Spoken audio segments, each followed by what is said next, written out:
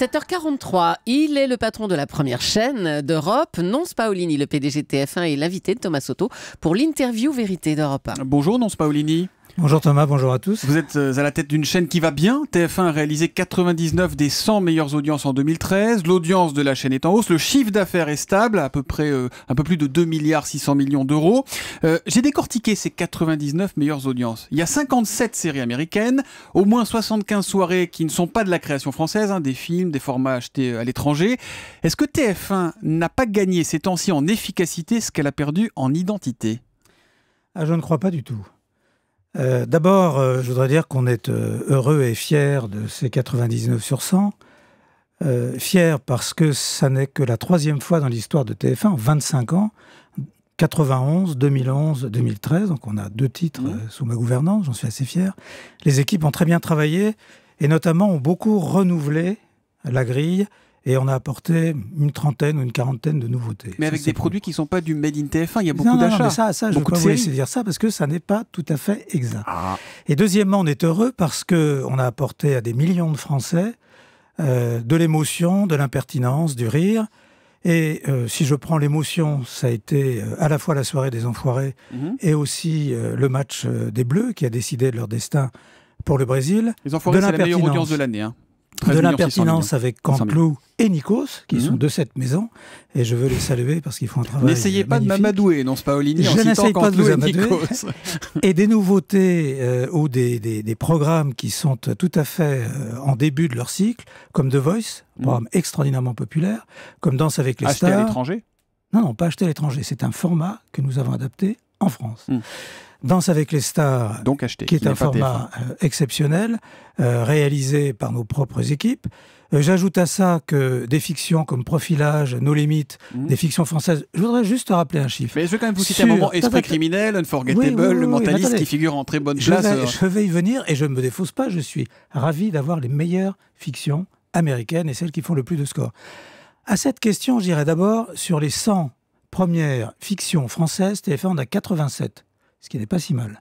Et deuxièmement, lorsqu'on parle des séries américaines, d'abord, on n'est pas la chaîne qui en fait le plus, mais surtout, je ne vois pas pourquoi on priverait le public français de programmes de cette qualité qui atteignent jusqu'à 9 millions et demi de téléspectateurs avec Mentaliste, Esprit criminel, Unforgettable ou Person of Interest. Donc je crois qu'on a... Et l'avantage, c'est que c'est moins cher en plus que de produire de la fiction française. C'est un élément économique, mais d'abord, c'est un élément de spectacle. Et ce que je voudrais dire, c'est qu'on a une chaîne qui est extrêmement diverse. Tous les genres sont représentés et tous les genres sur TF1 sont leaders dans la télévision. Nonce Paolini, il y a une réglementation qui pourrait évoluer, qui pourrait permettre, par exemple, de mettre des films de cinéma le samedi soir. Est-ce qu'on verra peut-être bientôt des films le samedi soir sur TF1 ou pas, ou c'est pas prévu ? Écoutez, pour l'instant, il n'y a pas de réglementation qui évolue dans ce sens. Donc, on s'adaptera en fonction des dispositions nouvelles. Pour l'instant, le samedi soir, c'est une soirée de divertissement. Je vous rappelle, je fais un petit peu de pub, que The Voice va commencer. Démarre samedi soir avec Nikos, qui d'ailleurs, le dimanche et le samedi, fait des interviews très intéressantes chez vous. Donc on est, pour le samedi soir, tout à fait tranquille. Nonce Paolini, vous avez demandé que la chaîne d'info du groupe TF1, LCI, actuellement sur la TNT payante, passe en gratuit, comme iTélé ou BFM TV. Est-ce que le CSA ou le gouvernement vous ont donné des garanties ? C'est pour quand ? Ah non, il n'y a aucune garantie de qui que ce soit. D'abord, je voudrais rappeler qu'LCI va fêter ses 20 ans en 2014. Donc c'est une chaîne... Est-ce qu'elle fêtera ses 25 ans ou ses 30 ans si elle ne passe pas sur la TNT gratuite ? C'est une chaîne de référence, c'est une chaîne dont on voit la qualité. Et aujourd'hui, il n'y a plus d'avenir sur le payant. Donc LCI... Vous dites comme Nicolas Taverneau, il n'y a plus d'avenir sur la TNT payante aujourd'hui ? Non, je ne parle pas de la TNT payante. Je parle du payant en général. Du payant en général. C'est-à-dire sur les fournisseurs d'accès, sur la satellite, etc. Pourquoi ? Parce qu'il y a 2 chaînes en clair aujourd'hui. Donc il faut qu'LCI vienne pour le pluralisme sur le clair. Ensuite, on verra bien comment le public l'accueillera. Mais si elle ne vient pas, Nonce Paolini, elle ferme LCI ou pas ? Si elle ne vient pas, je serai obligé de fermer LCI, en effet, oui. BFM a été très critiquée ces derniers temps. On a dit qu'elle faisait le jeu des extrêmes du Front National. Quand vous regardez cette chaîne d'info, vous vous dites quoi, vous, Nonce Paolini ? Moi, je dis simplement une chose, c'est que BFM, c'est une réussite. Que BFM, c'est un travail quotidien d'affinage de l'antenne de façon extrêmement professionnelle. Après les options éditoriales, regarde les gens de BFM. Moi, je n'ai pas à les juger. LCI sur la TNT gratuite ne ressemblerait pas à BFM ou iTélé aujourd'hui ? LCI ressemblera à LCI. Et il y a la place pour 3 chaînes d'infos avec un marché. On entend les patrons de chaînes, vous, les autres patrons de chaînes dire bah oui, mais le gâteau publicitaire, il n'est pas extensible. Oui, c'est vrai. Mais rappelez-vous, quand Alain Veil a pris RMC, est-ce qu'on lui a expliqué qu'il y avait trop de radios et qu'il ne fallait pas qu'il prenne RMC? Donc on est exactement dans le même cas de figure. Mais il pourrait y avoir des alliances, LCI Télé ou LCI BFM ou des rachats, ça peut vous intéresser, ça ou pas? Tout ça n'est pas à l'ordre du jour.